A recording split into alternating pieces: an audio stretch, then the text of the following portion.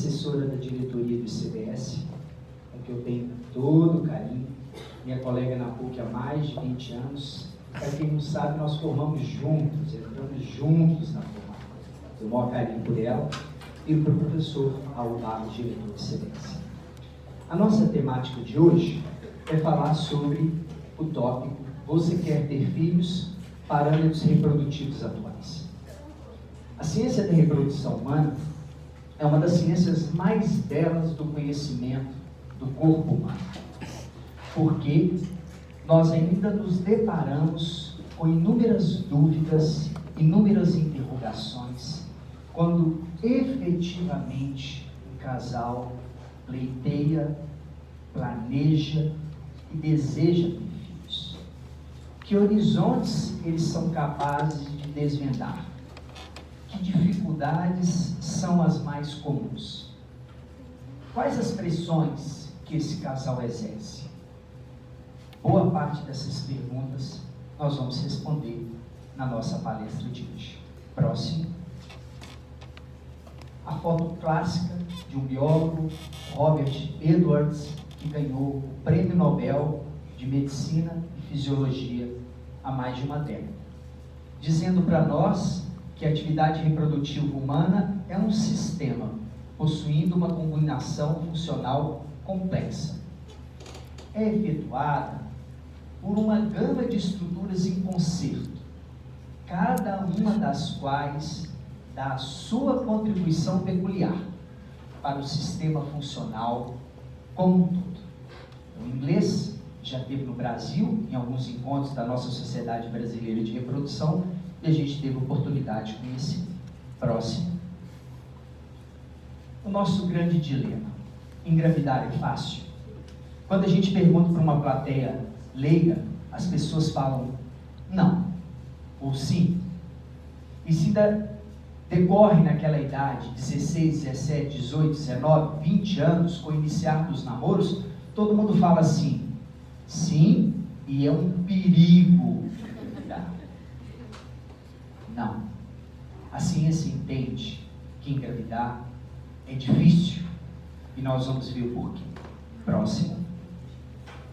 Segundo a Organização Mundial de Saúde, segundo a Sociedade Brasileira de Reprodução, a qual nesse momento eu sou um dos diretores, a Sociedade Latino-Americana e a Sociedade Americana, 15 a 17% é a chance de uma mulher ficar grávida por ciclo. Então vejam, se eu considerar o ciclo período menstrual, e aí vamos considerar, para facilitar o entendimento, a cada mês, de 28 em 28 dias, de 30 em 30 dias, a mulher tem apenas alguns dias em que ela se torna fértil. E mesmo estando fértil, será que aconteceu o intercurso sexual? Será que aconteceu a conjunção carnal? Será que houve a interação do casal? Porque não basta ser fértil, tem que haver o ato em si. Se 14 a 16% da população mundial é infértil, e a infertilidade é uma doença, nós vamos ver que é a doença mais incidente no mundo.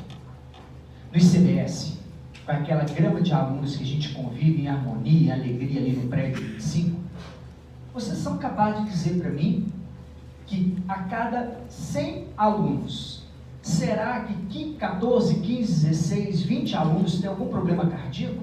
Não. Tem algum câncer? De forma nenhuma. Mas 14 a 16% da população mundial é infértil. Então, gente, primeiro, engravidar não é fácil. E aquela história que a gente vê, casais ainda jovens, na idade de vocês, namorando, e acontece, em geral, são por dois motivos. Primeiro, quando acontece, quando fica grávida, aí tem aquela famosa reunião familiar, né? E diz que agora nós vamos assumir, é assim que fala? E a gente se depara com aquela indagação. Mas foi uma única vez. Para ser uma única vez, gente, a chance é menos de 0,1%. Não foi uma só vez. É muito difícil que tenha sido uma única vez. 2. Mas pode ter sido uma única vez, professor. Pode. Aí nós vamos ver que o lado emocional, o quanto ele é importante e como nós não temos controle sobre ele. Nós temos mulheres com ciclos regulares que vão elencar e falar para mim que amanhã ela vai menstruar. E vai mesmo. E aí ela tem um intercurso sexual hoje e ela engravida. O ciclo o quê? Desregulou por um fator emocional. Então nós não dominamos a essência do nosso corpo. Por isso que nós dizemos que 15 a 17% é a sua chance mensal. E não façam conta matemática para dizer que chegar no 6º, 7º mês, 8º mês, multiplicando por 15 ou por 17, então está todo mundo grávido? Não. 14 a 16%, 14 a 16 casais de cada 100 não ficam grávidos. E a infertilidade, ao ser uma doença, ela só é atestada naqueles casais que efetivamente querem engravidar. Efetivamente estão há 1 ano tentando engravidar e não conseguem. Olha o dilema da saúde aí. Olha o dilema da doença, da patologia. Quando nós, por exemplo, de maneira inadvertida, temos uma fratura de braço, isso é uma urgência. Eu vou a um PA, um pronto atendimento, um índice de morbidade baixo, e vão engessar, vão imobilizar, vão botar um parafuso, vão operar. Em última análise, qual que é o índice de insucesso? Ele é pequeno. E o resultado, a ação em saúde, ela é imediata. Quebrei, pronto atendimento. Eu só vou considerar o casal infértil e infertilidade, então reforçando, é uma doença, após quanto tempo tentando? 1 ano. Então tudo aquilo que ético, moral, o casal pensou em fazer para engravidar, ele já fez. Então você tem que ficar um ano tentando engravidar. E o que é efetivamente tentando engravidar? Ter intercursos sexuais regulares de 2 a 3 por semana. Não é por dia não, viu? Aí você vai arrumar um problema dermatológico. Tudo esfolado. Então, 2 a 3 intercursos sexuais. Professor Paulo, pode ser por mês? Não, por mês não pode para quem está tentando engravidar. É por semana. Então a Organização Mundial de Saúde fala 2 a 3 intercursos sexuais por semana, ou seja, regulares, ok? Mas professor Paulo, agora falando sério, e se fosse 2 por dia, aumentava a chance? A ciência já mostrou que não. 2 a 3 por semana. Durante 1 ano, não engravidou, esse casal tem uma doença, que se chama infertilidade. Outro ponto. Todo mundo sabe que a mulher não é fértil por toda a vida. Hoje, os trabalhos mais novos têm nos mostrado que a mulher brasileira tem atingido a primeira menstruação, a menarca, com 12 anos, na média. E a menopausa com 47, os dados mais recentes. Então você tem o início da sua fertilidade e o término da sua fertilidade. Após a menopausa, naturalmente a mulher não consegue engravidar. Mas, por favor, ainda claro, pode e deve ter prazer. Viu? O homem é fértil por toda a vida? Aí a gente se depara com um dilema. A luminação testicular, a produção de espermatozoides, na média do homem brasileiro, é em torno de 15, 16 anos. E aí a gente vai ver que ele, teoricamente, pode ter espermatozoides por toda a vida. Eu já acompanhei um homem com 81 anos e ele tinha milhões e milhões de espermatozoides. O fato é que quando a gente fala em fertilidade, a gente precisa de alguns pressupostos. Por exemplo, você sabe que um homem com 70, com 80 anos, ele pode ter o gameta, mas uma condição sine qua non para o intercurso sexual adequado é o quê? Ter ereção plena, ejaculação plena e a mulher está no período fértil. O homem de 70 a 80 anos, usualmente ele tem uma ereção plena? Não. Então, a inadequação sexual masculina, a impotência, ela também é uma causa de infertilidade. Porque se ele não tiver ereção, ele não vai ejacular. Se ele não ejacular, ele não vai conseguir ter filhos. Então, a condição aqui é dúbia na resposta. Você pode ter os gametas, mas como é que está a ereção? Próximo. Ok? Pode passar tudo. Fatores individuais devem ser percebidos, como hereditariedade, o estilo de vida, hábitos alimentares, controle do estresse, atividade física habitual, relacionamentos e um comportamento preventivo. Então isso vale muito para vocês agora. Professor Paulo, quais são as suas recomendações pré-nupciais? Aqui, ó. Como é que está seu estilo de vida? O que você tem alimentado? Você faz atividade física regular? No final de semana você está na Lagoa da Pampulha correndo com o professor Paulo? Temos que fazer atividades físicas regulares. Próximo. Por outro lado, pode passar? Qual tem sido a nossa satisfação com as coisas que a gente faz diariamente? O nosso bem-estar. Quem foi ou é meu aluno sabe que eu chego na sala de aula vibrando de paixão pelo aquilo que eu faço. Dar aula. Então, se sentir bem no curso que faz, se sentir bem no meio em que está inserido, no nicho acadêmico, isso traz uma satisfação de vida para vocês e reflete os sonhos, na dignidade, no trabalho e na cidadania. Profissionais que amam o que fazem e constroem um mundo melhor. Próximo. Quando nós temos um casal infértil que não consegue engravidar, por exemplo, que tem ciclos anovulatórios, então você tem aí um somatório de 20%. Mas o que mais nos chama a atenção é a questão da compatibilidade. Há casais em que o homem é avaliado e a princípio ele está rígido. A mulher é avaliada, a princípio ela está rígida também, saudável. Quando eles têm um intercurso sexual, há uma reação imunológica da mulher para com os espermatozoides do marido. Olha que interessante. A gente não brinca que para dar certo tem que combinar na cabeça e no coração? Tem que combinar lá embaixo também. Só que a gente pode sair testando com todo mundo, nem pensar. Mas olha que interessante. A incompatibilidade do fluido seminal com os fluidos uterinos e vaginais. Próximo. Vamos falar do homem primeiro. Próximo.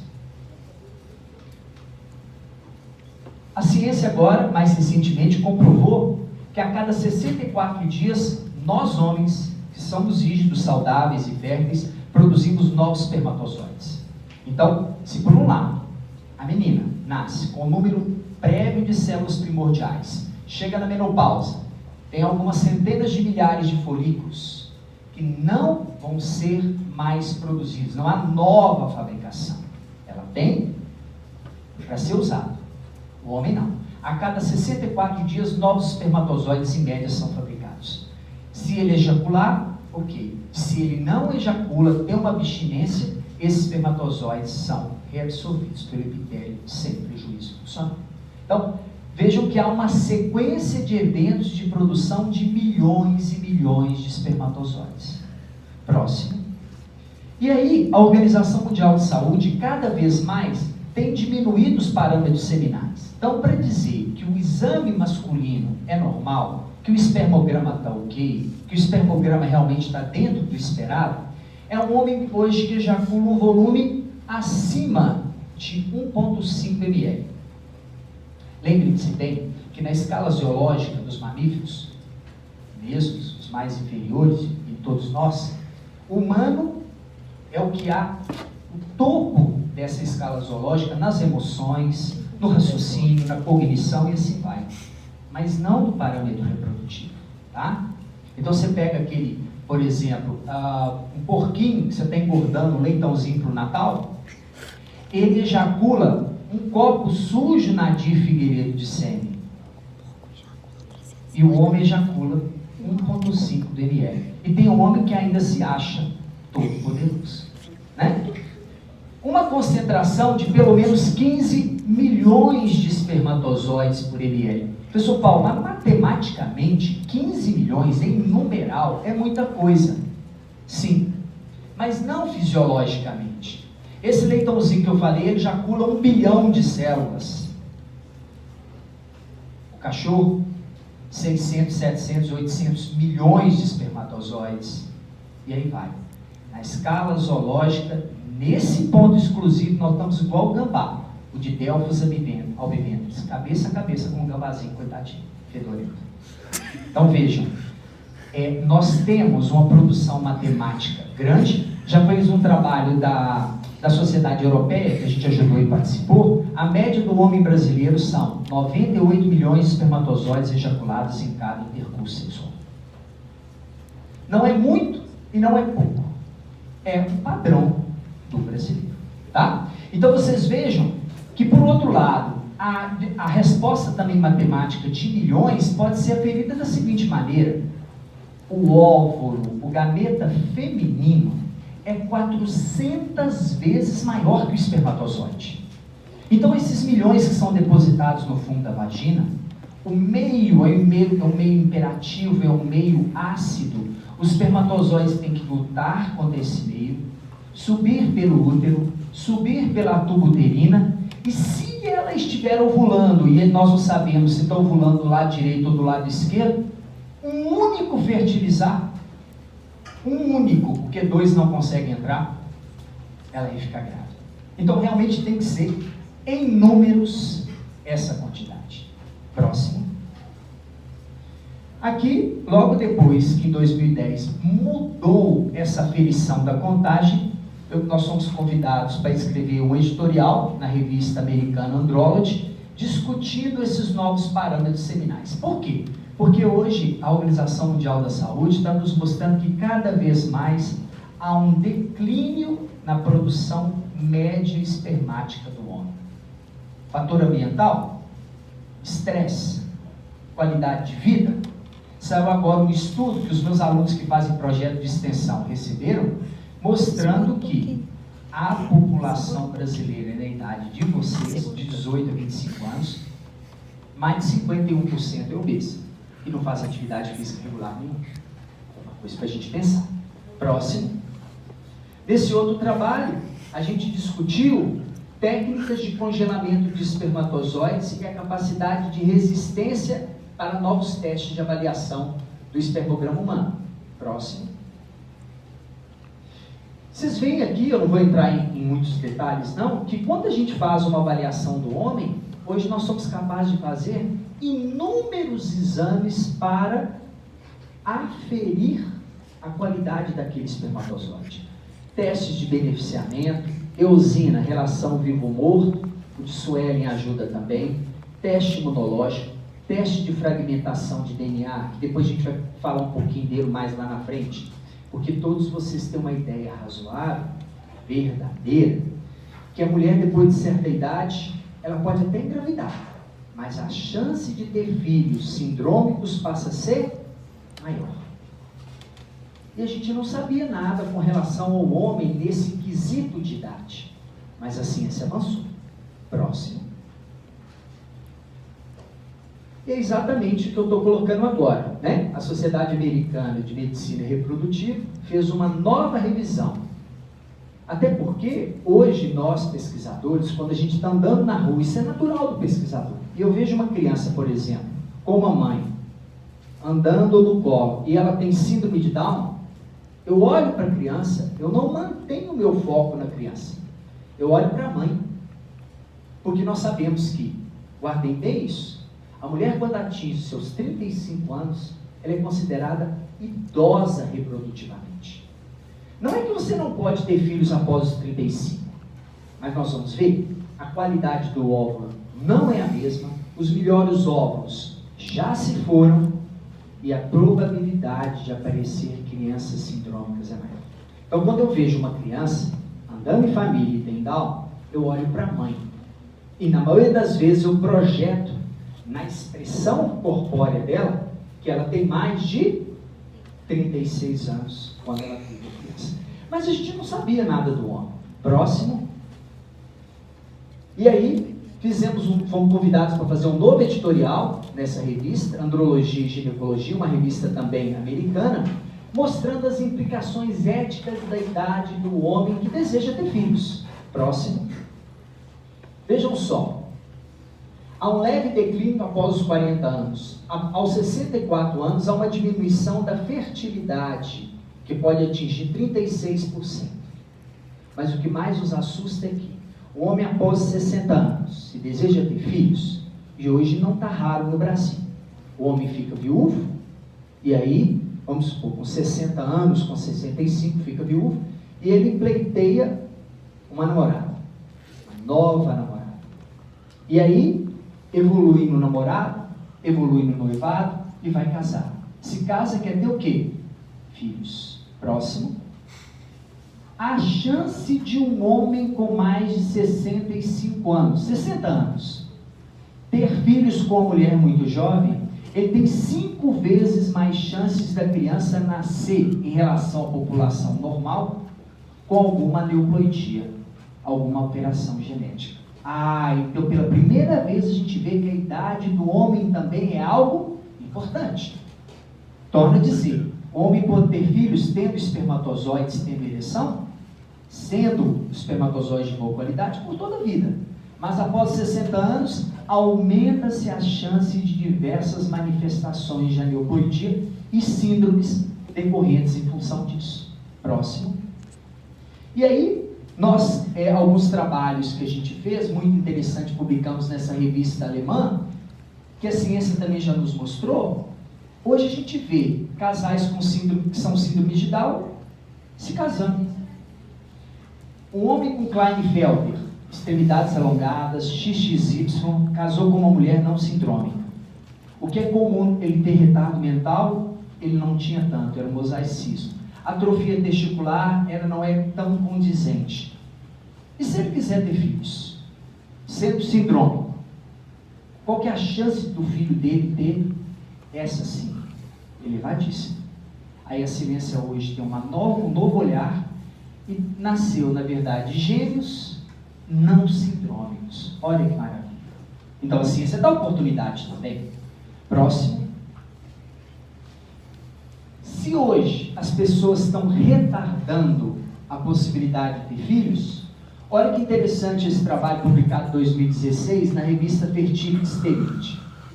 Se um pai, lidando com idades avançadas, se um pai tem 76 anos de idade,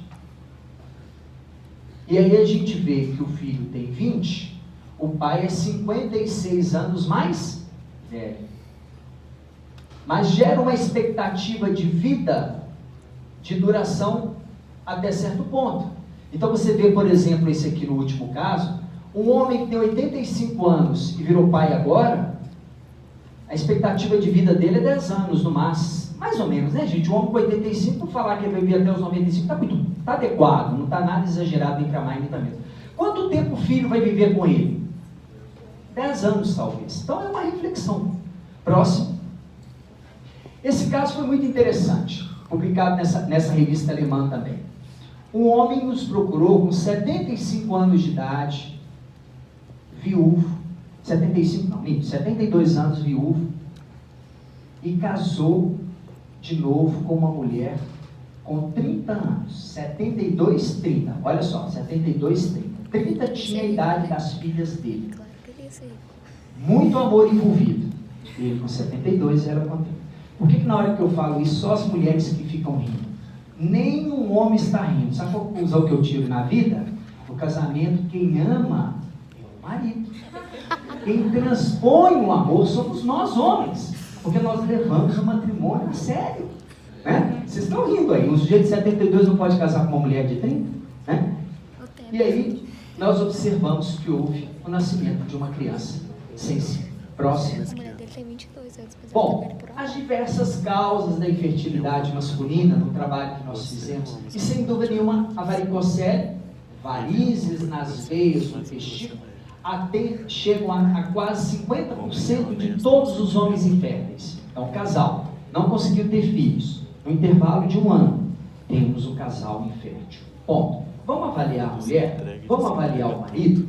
Quando tiver uma causa masculina do marido, quase a metade praticamente, serão o quê? Varizes nas veias do testículo. Próximo. Outro trabalho que a gente fez, o editorial, numa revista, no tentativa de valorizar e conscientizar sobre a preservação da fertilidade no homem. Próximo. Né? E aqui, uma grande novidade, apesar de nós estarmos ali em 2012. Vejam bem, os cientistas sequenciaram o código genético dos espermatozoides humanos. Pesquisadores da Universidade de Stanford mapearam o genoma completo de 91 células de espermatozoides de homens com 40 anos de idade. Os resultados permitiram aos cientistas uma visão mais ampla sobre o processo natural chamado de recombinação, por meio do qual o bebê herda elementos diferentes do DNA do seu pai, dos avós, dos bisavós. As crianças se desenvolvem completamente com novos códigos genéticos e adiciona diversidade na raça humana, o que não seria o caso se eles herdassem cromossomos inteiros de seus pais. Então, mais uma comprovação científica de quê? Que nós somos completamente diferentes um do outro, mesmo tendo toda a herança de pais, avós e bisavós. Então, para nós, especialistas em reprodução, a gente, quando o aluno fala assim, nossa, professor, nasceu o meu irmãozinho mais novo, nasceu fulano de tal, mas é a cara do pai. Isso é uma ofensa à reprodução humana. Ninguém é a cara de ninguém. Próximo. Né? E aí, um dos grandes avanços que hoje a ciência tem trabalhado na reprodução do homem é a duração da espermatogênese, como vocês viram, o gatilho da velocidade espermática, quando é que o espermatozoide está melhor preparado para atingir o óvulo, como eu disse, apenas um penetra, e aí nós temos a fusão e a própria fertilização. A aquisição espermática, né? Como melhorar a produção espermática no homem? Porque a gente não pensa em transplante de testículo, né? Faz em transplante de coração, de pulmão, de diversos órgãos. Como é que vou fazer transplante de testículo, sendo que, se fosse possível, e não é possível, haveria um conflito ético, que as características do indivíduo seriam passadas à geração através de outro, né? E a zoospermia, aqueles que têm ausência de espermatozoides por fator destrutivo. Próximo. Na mulher agora, historicamente, né, quem sempre fazia avaliação primeiro era a mulher em quadros de infertilidade. As informações para o marido eram muitas vezes repassadas pelo ginecologista para a esposa e esta para o marido. Hoje mudou muito. Cada vez mais os homens fazem avaliação pré-nupcial. O homem quer se investigar, o homem quer se conhecer mais, o homem quer se estudar e ver qual é a perspectiva que ele tem durante um casamento de definição da sua prova. Próximo. A incidência de fatores na mulher, próximo, é feita toda uma avaliação. Então vocês veem que a avaliação do homem é muito mais fácil. Um espermograma, ou melhor, 2 espermogramas no intervalo de 15 dias e um exame físico, o marco inicial está consolidado. Na mulher você tem que ver a história menstrual, se tem alguma moléstia atual, a história obstétrica, já teve filhos, como é que foram esses partos, a história marital, sexual, antecedentes patológicos. Na maioria das vezes, a mulher, os procedimentos são invasivos. Próximo. Diversos exames laboratoriais que são feitos na mulher, né? E os que estão em asterisco no homem também. Hemograma, glicemia, né? Para as hepatites, para HIV, sífilis, clamídia para ambos, grupo sanguíneo, para a gente conhecer um pouquinho mais esse perfil do casal. Próximo. Alguns exames específicos na mulher, estudar a ovulação dela, a integridade anatômica. Então, o raio-x das tubas do útero através de contraste, chama histerosalpingografia. Você avalia o status quo da anatomia das estruturas da pelve da mulher, os hormônios e, às vezes, alguns fatores imunológicos. Próximo. Falamos na idade da mulher. Vejam como esse slide é muito importante. Então, quando eu vejo, né, mulheres tentando ter filho após os 36 anos, e hoje isso está cada vez mais comum, vocês, mulheres, estão cada vez mais protelando, adiando a gravidez. Então, nós temos que parar um pouquinho nesse slide e refletir. Porque há uma retomada, há uma reflexão de valores que devem ser feitos, né? Ninguém é melhor do que ninguém, mas a gente tem que formar, lutar para ocupar lugar no espaço, ambiente de trabalho, e por que não já começar a ter filhos? Então, o que a gente vê hoje na discussão é, a mulher quer terminar o trabalho, terminar a universidade, ela começa a trabalhar, aí ela quer fazer uma especialização, talvez o mestrado, aí ela fala, filhos só depois que eu tiver comprado uma casa, tiver adquirido isso, tiver em consonância com aquilo, casei, agora vai. E cheguei nos 36 anos. Redução numérica acentuada. Os melhores folículos de vocês já foram embora. Nós estamos nesse momento, na idade que vocês têm, 17, 18, 19, 20, até 25 anos, vocês estão no auge da qualidade folicular. 2. Prejuízo na qualidade dos folículos disponíveis. 3. Os melhores já se foram. E mais, a superfície do gameta feminino, do óvulo, ela se torna endurecida de maneira exacerbada após os 36 anos. Há uma velha comparação que eu faço, até meus alunos que estão aqui, que fazem disciplina de reprodução humana, já escutaram isso. Você compra 2 queijos frescos, hoje, e põe na geladeira. Um tampado e o outro destampado. Após uma semana, alguns dias, o que está tampado continua relativamente fresco. O que não está tampado estará com a borda lateral, a periferia amarelada e endurecida, não é verdade? Mas apenas a borda lateral. O meio vai estar o quê? Fresco. Então é isso que acontece com o óvulo, com a mulher após os 36 anos. O espermatozoide tenta penetrar na zona periférica e não consegue entrar. É como se fosse um queijo curado. Ele tem dificuldade de penetrar. Próximo. E a gente vê se a idade prejudica, mais ainda as taxas de implantação. Então, 14 a 16% é a chance de uma mulher engravidar por ciclo. Ok. Por ciclo, aos 44 anos, é menos de 2% de bebê em casa. Vejam esse gráfico, ele mostra nitidamente a idade, dos 20 aos 44, e a taxa de implantação embrião superfície endometrial. Olha aqui o limite de corte dos 35 e a vertente expressiva após os 35 anos. Mulheres, não protelem a gravidez de vocês. Vai aí a sugestão. Próximo.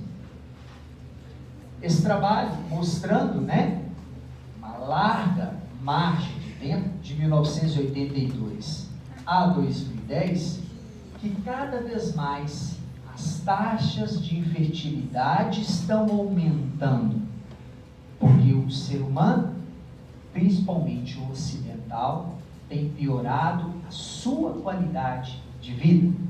Os fatores ambientais têm interferido no nosso dia a dia. 2. A produção espermática do homem está decaindo. Não chegou em níveis de subfertilidade, mas elas estão decaindo. As mulheres estão cada vez tendo filhos, buscando a maternidade mais tarde, protelando. Tudo isso faz com que nós temos qual leitura? Que hoje o número de filhos por residência no Brasil é baixo. As avós de vocês, os avós de vocês tinham quantos filhos em média na casa? Meu avô tinha 23 irmãos. Tem uma aluna que faz reprodução humana, todo mundo já conhece ela, né, da enfermagem. A mãe dela, como é que é? A tia teve 10 ou 20 filhos, não é uma coisa louca, interessante, né?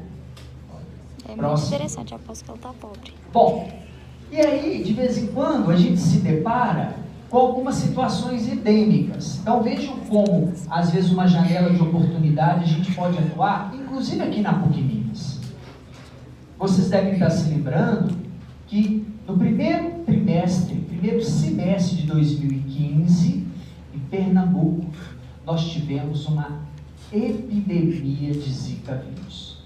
O vírus descoberto em Uganda, em 1948, esse vírus levava, entre outras coisas, ao nascimento de crianças com microcefalia, o perímetro cefálico reduzido. E Pernambuco foi atacado vertiginosamente pelo Zika vírus. Uma enormidade de crianças nascendo com má formação craniana, má formação encefálica. Qual foi a orientação do Ministério da Saúde e nós, na Sociedade Brasileira de Reprodução, na diretoria?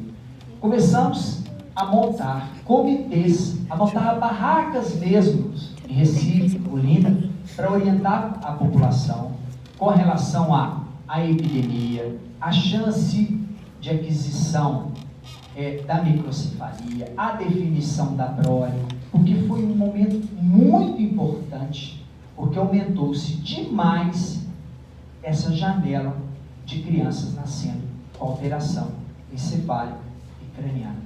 E aí o que repercutiu em função disso? Próximo. Aí, na disciplina nossa de reprodução humana no ICDS, eu fiz um processo de seleção, como eu faço regularmente, para alunos fazerem iniciação científica comigo. E aí, no caso, umas alunas da enfermagem e da biologia fizeram um levantamento de, se nós tivermos uma epidemia de Zika vírus, vocês vão concordar comigo que no segundo semestre de 2015 e no primeiro de 2016, muitos casais evitaram filhos pelo Brasil afora. Quem tinha menos de 34 anos, a orientação era: não tente engravidar, principalmente se morava na região Nordeste. Com isso, no segundo semestre de 2016 e no primeiro de 2017, segundo de 2017, nunca no Brasil nós tivemos tão poucos partos. E as alunas levantaram isso e publicaram uma revista de impacto. Olha que interessante. Então, a gente estudando a nossa própria realidade na reprodução. Próximo. Aqui mostrando um trabalho muito interessante que eu publiquei com o grupo de São Paulo, na Human Fertility, foi a primeira revista do mundo específica de reprodução humana em 2015, mostrando que as taxas, de fertilidade aumentam quando há uma miscigenação racial. Quando as raças se misturam, aumenta um pouco a chance de bebê em casa. Olha que interessante, Esse trabalho do PubMed consegue ser citado, está sendo citado várias vezes, é uma satisfação para a gente. Próximo. E aí, só para dizer para vocês, finalizando, vou abrir para as perguntas, parte da nossa exposição é o que a gente falou ano passado no Congresso Peruano, e eu vou levar parte dessa fala para estar discutindo no Congresso em Denver, no Colorado, agora dia 6 a 10 de outubro, que eu sou convidado para poder participar. Próximo. Bom, e a gente vai para o Congresso para quê? Para aprender, não é para passear. Vou para os Estados Unidos fazer compra, Estão pagando tudo para mim. Não! É para sentar lá, para tomar café, ver no pôster. O hotel, você contrata o hotel, nem café da manhã tem, você vai tomar café. Como é que é o café do americano? Café ralo, Com aqueles biscoitos grandões que a gente fica gordo, E vê no pôster o dia inteiro, 14, 20 mil pôsteres. E vai aprendendo. E aí, de repente, até arrepio, olha lá. O americano todo cheio de si, mas o sueco quer falar. O que Max Bronson falou? Por que a imagem está ruim, professor Paulo? Porque isso em 2014, eu estava sentadinho, lá no Havaí. Aí ele levantou o dedinho e falou: eu tenho uma novidade para falar. Uma plateia com 12 mil pessoas. Ele levantou o dedinho e falou: vou relatar o primeiro caso no mundo de transplante de útero. Porque hoje nós temos um grande dilema. Mulheres na idade de vocês, casadas ou não, no período fértil, na menarquia, no período fértil, muitas vezes são acometidos por algum tipo de câncer. Que perspectiva de vida ela tem? Vamos tratar dela primeiro. Agora, e a perspectiva da fertilidade? Não, essa você esquece. Primeiro a vida, depois os filhos. Nós temos que conjugar esses dois fatores. Né? Algumas bancas de tese, hoje às 10h30 da manhã eu estava discutindo, estava numa banca de doutorado por videoconferência, discutindo esses valores de receptividade endometrial. E aí o que ele propôs, o Max Bronson? Transplante de útero. Nada na pesquisa, gente, surge da noite para o dia. Tem 20 anos que ele pega 2 ratinhos, tira o útero de uma ratinha, passa para outra e vê se implanta e não há rejeição. Há 10 anos atrás, começou a fazer em primatas, no estado da Flórida, que tem um importante centro de pesquisa em primatas. E aí, em 2014, ele falou, olha só, primeiro caso do mundo de transplante de útero. Próximo. Então, a gente estava lá. Tirei a foto. Por que está torto? Porque eu estava de lado ali, como as duas estão ali, ó, de cabelo vermelhinho, né? Tirando de lado, empolgado. Isso aqui é a testa de uma amiga minha, a cabeça dela, ó. A gente fica doido, fica todo mundo querendo tirar. Isso é furo científico. Vejam. Quem era a receptora? Uma mulher com um tumor importante de pelve, né? Com comprometimento renal. Então, perdeu, se tornou amenorreica, não menstruava mais. E conseguiu-se uma doadora de 71 anos com morte recente. Ela morreu na Suécia. Foi avisado, olha, temos algumas mulheres que faleceram. Pediram à família autorização para transplantar. Então, uma cirurgia de útero, para retirada de útero, uma esterectomia, se você perguntar ao especialista quanto tempo que ele gasta, ele fala assim, de campo, 40 minutos, 45, 50. Ah, mas para transplante, 10 horas de cirurgia. Eu tenho que tirar e preservar os vasos. Pegar o útero novo, ele chega fresco e implantar. Depois de 1 ano, através de estimulação, ela recuperou o ciclo menstrual próximo e nasceu Vincent, o primeiro bebê do mundo com transplante de útero. Olha como é que a reprodução é maravilhosa.